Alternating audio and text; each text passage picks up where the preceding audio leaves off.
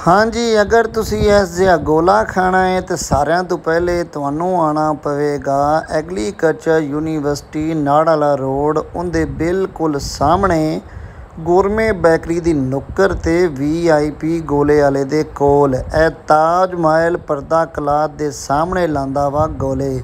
ਤੇ ਸਾਰਿਆਂ ਤੋਂ ਪਹਿਲੇ ਬਰਫ਼ ਬਰੀ ਕਰਕੇ ਤੇ ਇਹ ਪਾਵੇਗਾ ਗਿਲਾਸਾਂ ਦੇ ਵਿੱਚ ਤੇ फिर उतू पाएगा 3 किस्म के शरबत।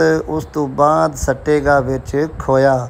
खोया सट्टन तो बाद ए पाएगा एक बार फिर बर्फ़ तो फिर 3 किस्मां दा पाएगा शरबत ते फिर उत्ते आएगा ड्राई फ्रूट जिहदे विच उस तो बाद जनाब तू फिर पाएगा एक खोया ते खोया पाण तो बाद फिर सुट्टेगा एक वारी विच बर्फ़।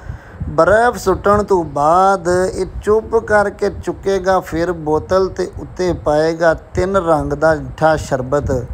उस शरबत पाण तो बाद ये चंगी तरह गिलास नूं साइडां तो करेगा साफ ते फिर जनाब वारी आंदी है एक बारी फिर खोए दी।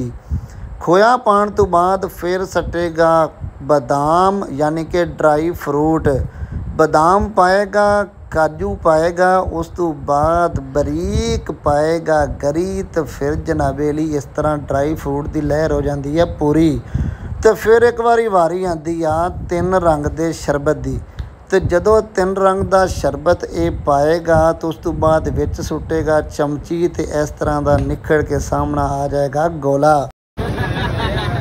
जनाब असीं पहुँच आए उत्थे जिथे गोला लभदे सी लेकिन हुण लभदा है पर गोला खाते हैं चस आ गई है।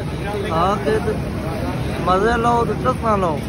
बड़ा दूर आया है बात किया पर गोला खाते हैं छड़ पै गई कले नूं।